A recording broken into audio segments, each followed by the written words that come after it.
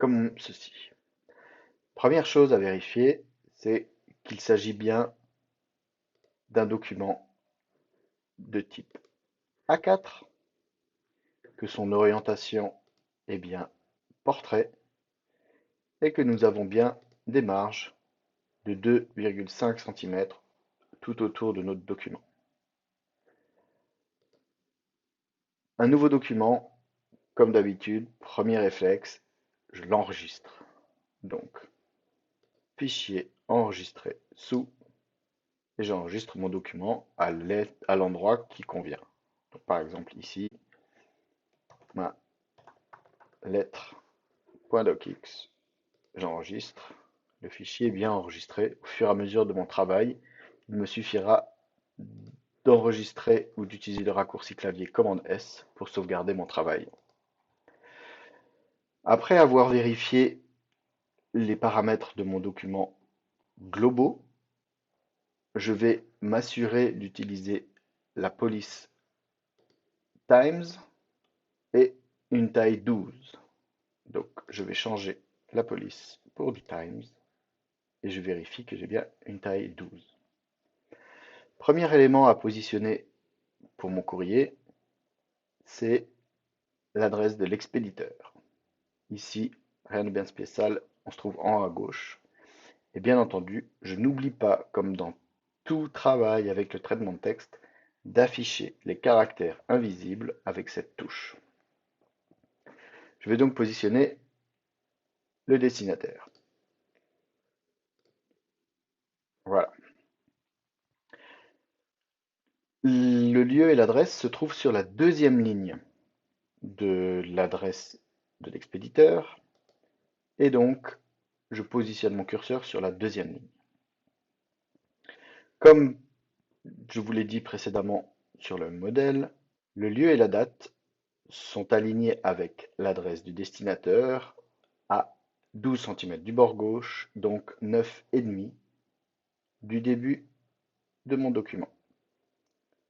Pour séparer deux morceaux de texte qui sont sur la même ligne, vous le savez, la solution est l'utilisation des tabulations.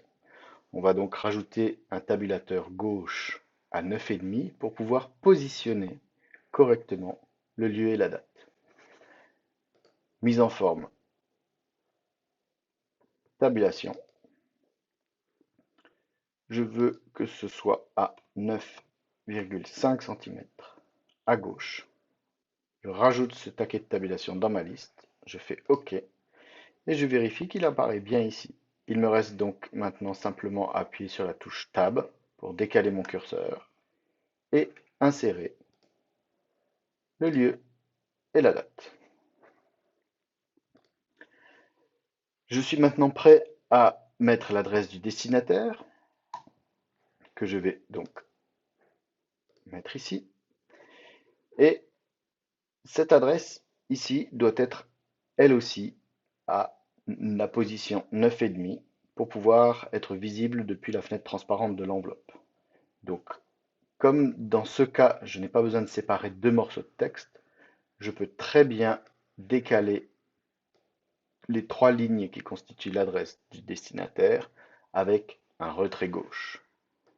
Mise en forme paragraphe, retrait gauche donc de 9,5 cm.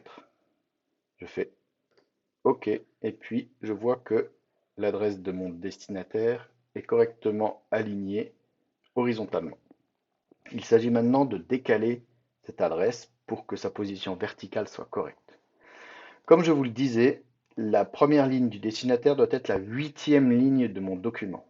Ici, il s'agit de la quatrième ligne. 1, 2, 3. Quatrième. Pour que ce soit la huitième ligne, il me manque donc 4 lignes entre l'expéditeur et le destinataire. Chose à absolument éviter, c'est d'appuyer plusieurs fois sur la touche Entrée.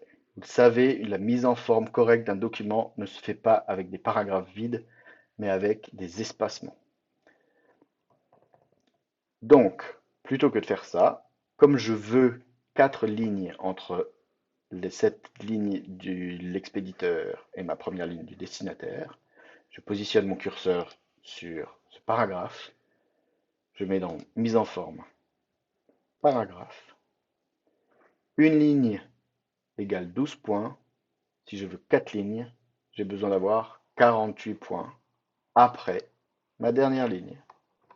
Je mets donc 48, j'appuie sur OK, et vous voyez que mon destinataire se retrouve également directement à la bonne position, sans avoir de paragraphe vide entre les deux.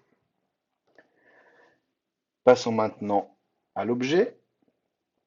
Donc, vous vous rappelez que si, lorsqu'on appuie sur la touche Entrée à partir d'un paragraphe, le paragraphe continue à garder et conserver les mêmes propriétés. Donc, je me retrouve ici avec un paragraphe qui a un retrait de 9,5, ce qui ne m'intéresse pas puisque je veux commencer de nouveau à écrire ma lettre depuis le bord gauche. Donc, il suffit de supprimer ce retrait. On peut aller au même endroit, mise en forme paragraphe, et puis ici, mon retrait doit être de 0. Je fais OK, mon curseur vient au même endroit. Et je peux écrire l'objet. Donc l'objet de ma lettre, disposition américaine. Mon objet est en gras.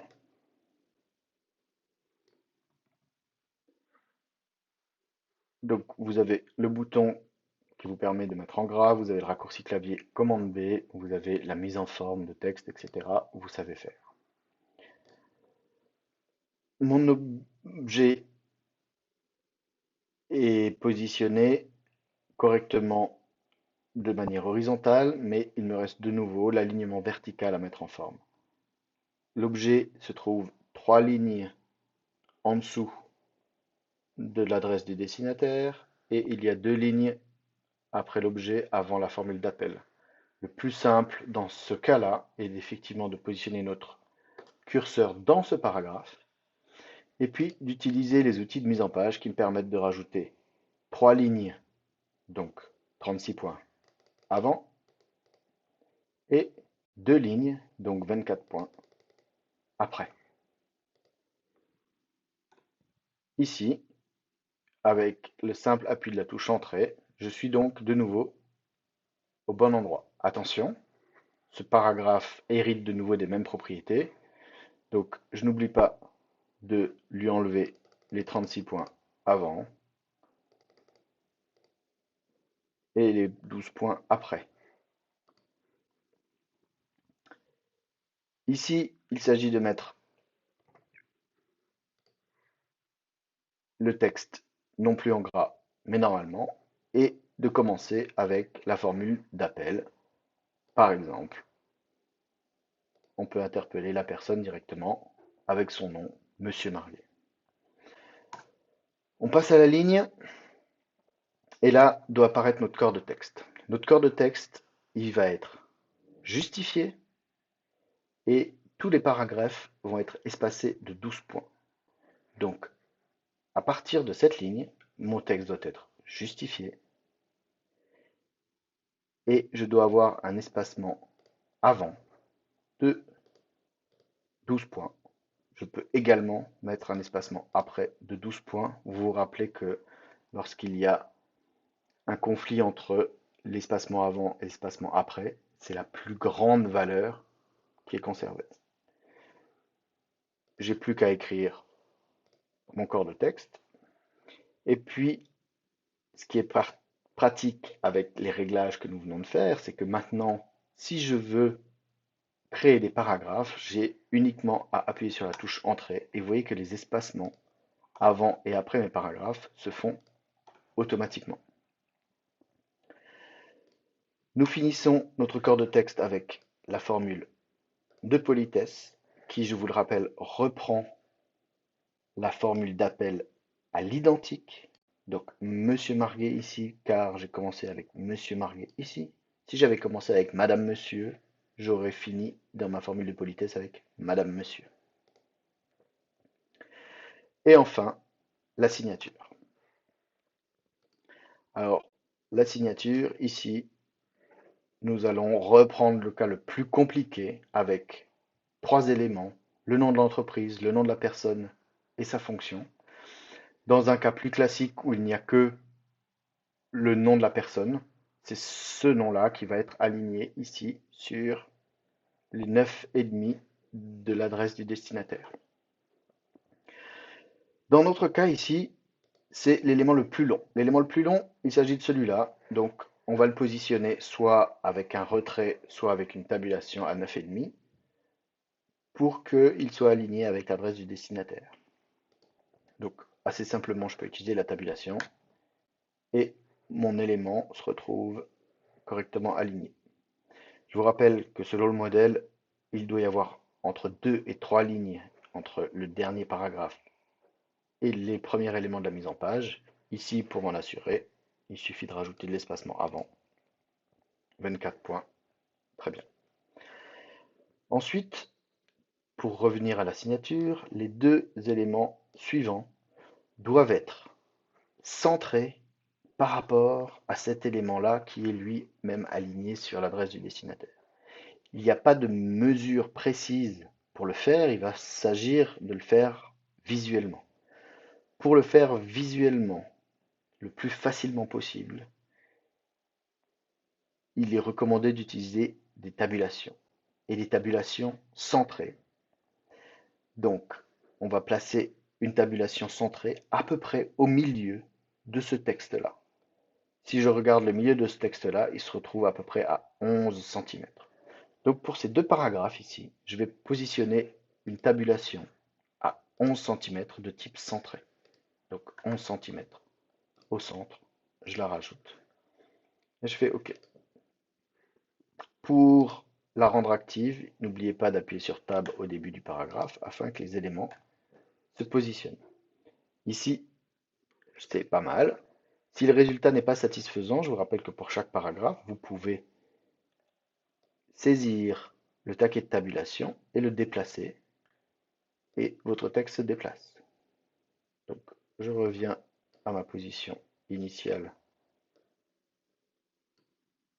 qui était plutôt pas mal, et il ne me reste plus qu'à m'occuper des espacements verticaux entre les autres éléments. Il doit y avoir au minimum 3 lignes entre le nom de l'entreprise et le nom de la personne. C'est-à-dire qu'il doit y avoir au minimum 3 lignes au-dessus de la nom de la personne pour pouvoir mettre la signature manuelle. La ligne du dessous de la fonction étant, elle, à une demi-ligne, 6 points d'intervalle. Donc, cette ligne-là doit être à avoir un espacement de 36 points avant, au minimum, et puis 6 points après pour éventuellement la fonction.